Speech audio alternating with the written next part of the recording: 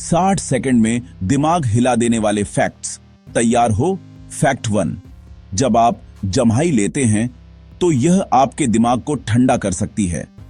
वैज्ञानिक मानते हैं चेहरे की मांसपेशियों का स्ट्रेच और गहरी सांस सिर गर्दन में रक्त प्रवाह बढ़ाते हैं, जिससे ब्रेन टेम्परेचर रेगुलेट होता है। यह सिर्फ थकान नहीं। फैक्ट 2। दुनिया की सबसे लंबी पर्वत श्रृंखला समंदर के नीचे है। मिड अटलांटिक रिज लगभग 65,000 किलोमीटर तक फैली है। एंडीज, रॉकीज और हिमालय, इन सबको जोड़ दो, फिर भी MAR ज्यादा लंबी। फैक्ट 3। बुध ग्रह पर एक दिन उसके साल जितना लंबा लग सकता है।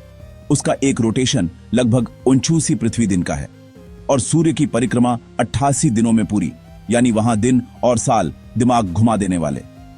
फैक्ट 4। ऑस्ट्रेलिया में लगभग 10,685 समुद्र तट हैं।